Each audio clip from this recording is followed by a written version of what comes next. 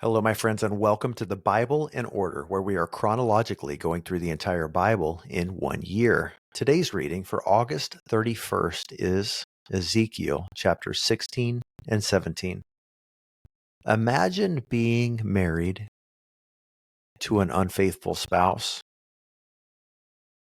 Many of you perhaps can identify with that too readily, unfortunately. God allows us to go through some things in this life, I think, to give us perspective on what he feels and what he goes through with us. I think that's a big part of the reason that he gives us children, so that we will see what it feels like from a parent's perspective to love unconditionally, even when the object of our adoration is, let's say, unworthy. You have a child. You nurse him or her. You provide for him or her. You take such good care of this child, and when they grow, they push you away. They don't want your help. They want to move and do their own thing, and they don't care how it makes you feel. Or they do care, but they still want what they want even more. And we're left as parents with this choice. Do we give them the freedom they long for, or do we manipulate them and keep them so that they won't leave us? Of course, the right thing is to equip them and set them free. In chapter 16, we have this parable, this analogy of God rescuing this infant baby who's not even his. This baby who was born and then not even cleaned, but in its filth and biological matter left in a field to die. And God happens along and hears the cries and sees the baby and nurses her to health, clothes her, adorns her, feeds her, provides for her in every way, in every single way, gives her everything she needs, not just to survive, but to thrive. He blesses her with jewelry, no doubt skin treatments, and everything that she needs. And when she grows into a young woman, she is absolutely beautiful. And so God marries her and says, I will provide for you always. I will be your one and only, and you will be my one and only. And she repays him by going off after false idols. And not even discreetly, but openly. Open rebellion, promiscuity, seeking attention and adoration like a prostitute, but not even for financial gain. No, this prostitute actually pays her suitors. It says, I will give you all of me, and then, as if that weren't enough, I will also give you the money that has been given to me by my husband. What prostitute pays to give herself away? She doesn't sell herself, she does the opposite. But that's a picture of what God's people have done.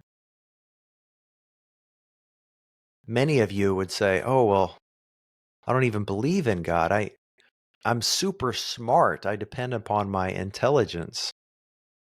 I'm really good looking. I depend upon my great looks, how bold I am. I'm not the smartest guy, but I'm not afraid. I will go out there and I will make it happen.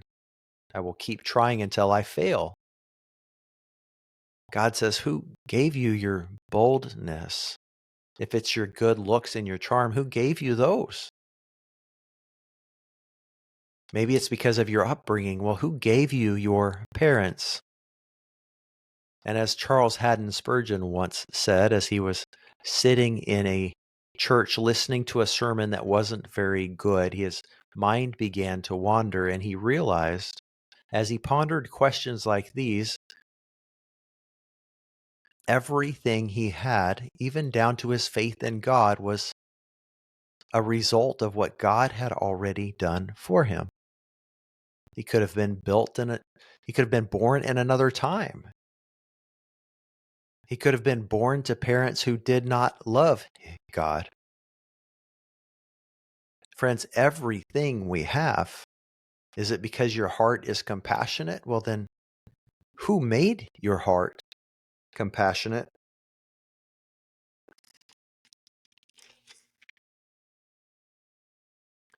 This woman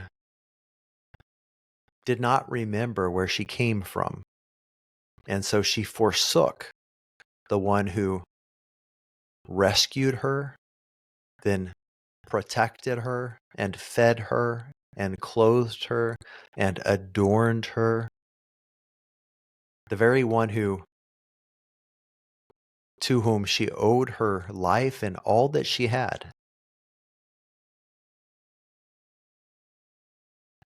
And towards the end of the chapter,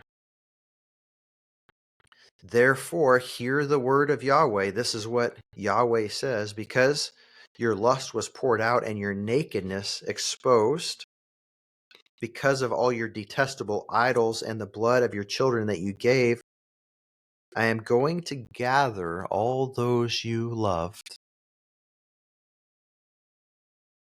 I will gather them together against you. God says, if you really don't want me, I won't force you.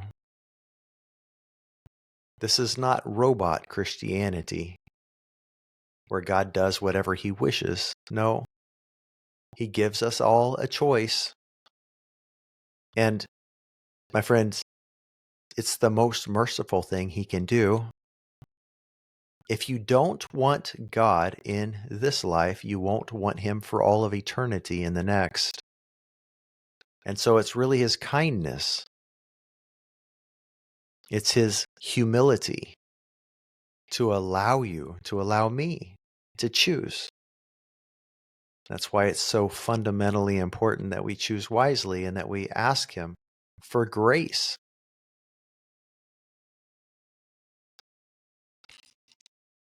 One of the other qualities of this wicked woman was arrogance, her pride.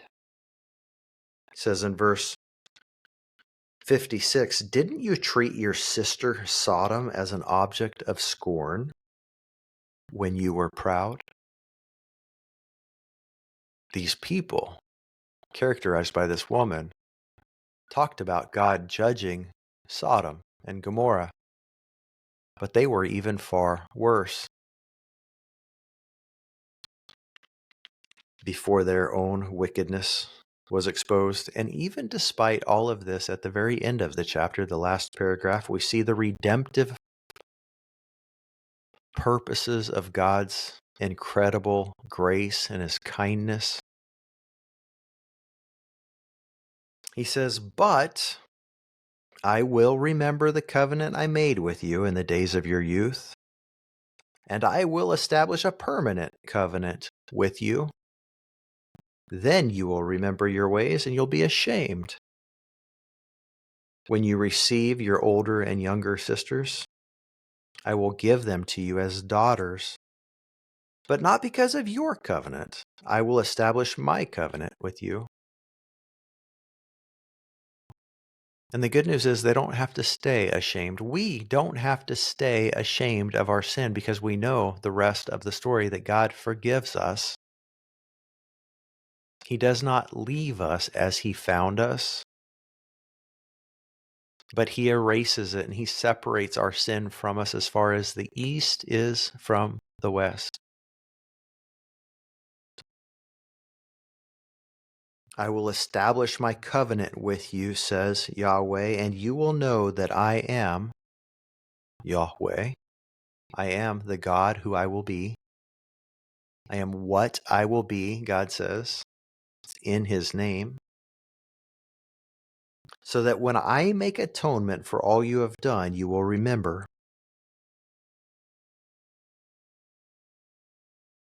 He makes the atonement.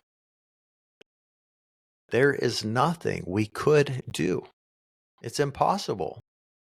And he knew that, so he did it for us. He makes the atonement. He ushers in the sacrificial lamb to pay for our sin. Why? Because it's the good pleasure of his will to do so. Why? Because he loves us. He loves you. From the foundations of the world, he wrote your name in a book and said, "This is my anointed child. This is my special one. I have destined this one for greatness, for fellowship with me," he says.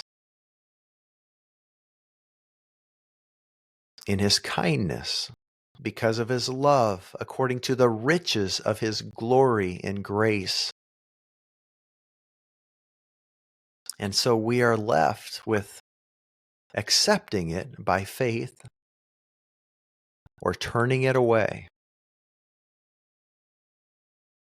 And of course, he's urging us, accept it. Trust me, I really am that good, says God.